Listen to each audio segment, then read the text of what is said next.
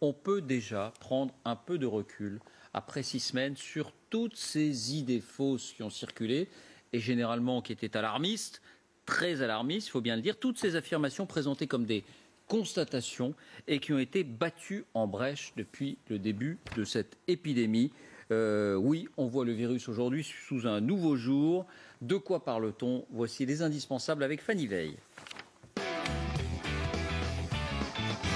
Bonsoir Fanny. Bonsoir David, bonsoir à tous. Alors vous avez listé quelques-unes de ces certitudes d'hier, et quand on dit hier, c'était il y a 6 semaines, qui n'en sont plus aujourd'hui.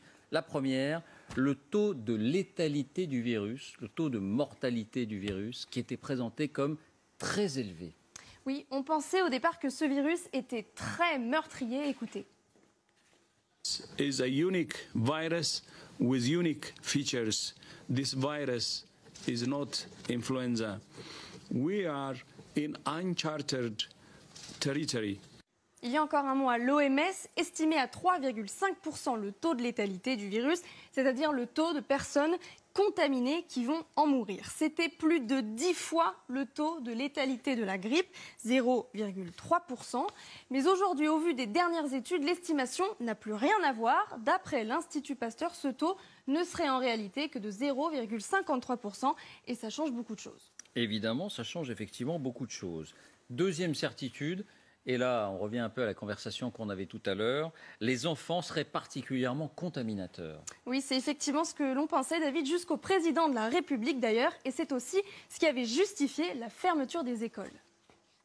Nos enfants et nos plus jeunes, selon les scientifiques toujours, sont celles et ceux qui propagent, semble-t-il, le plus rapidement le virus. On a, si vous voulez, procédé par analogie avec la grippe saisonnière, parce que les enfants, effectivement, étant réservoirs à virus et n'ayant pas énormément de symptômes, pouvaient contaminer la famille, l'entourage, etc.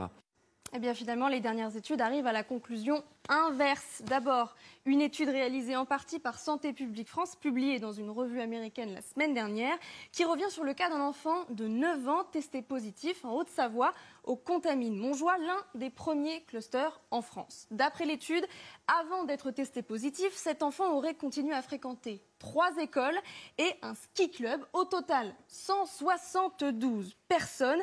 Eh bien, il n'en a contaminé aucune, pas même ses 2 frères et sœurs. Conclusion donc de l'étude, les enfants pourraient ne pas être une source importante de transmission de ce nouveau virus. Une autre étude confirme ce diagnostic. Elle a été menée cette fois par l'Institut Pasteur à Crépy-en-Valois dans l'Oise, le premier foyer épidémique français. Conclusion, 41% de l'ensemble du personnel, les professeurs mais aussi les élèves du lycée ont été contaminés par le virus. Mais le risque que les lycéens le transmettent ensuite à leurs parents n'était que de 17% et à leurs frères et sœurs de 21%. C'est ça. Et 17%, c'est uniquement pour les lycéens qui avaient été contaminés.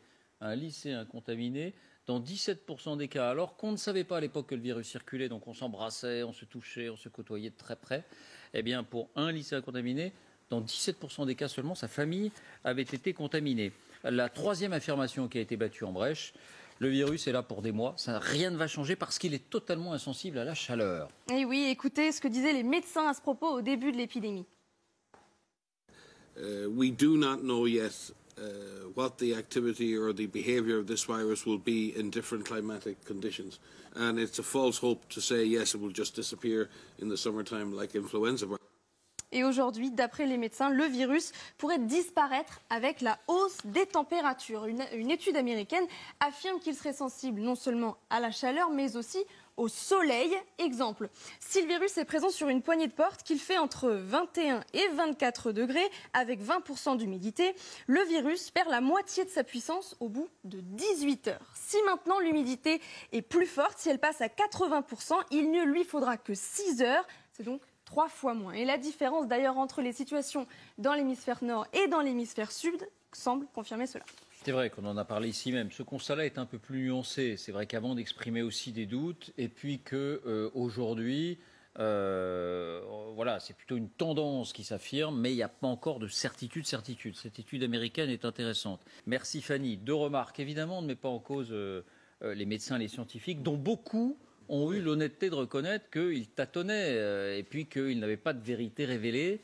Deuxième remarque, il y a quand même un point commun, si on met de côté les masques, à toutes ces affirmations qui ont été démenties. Vous voyez lequel? Elles étaient toutes spécialement alarmistes.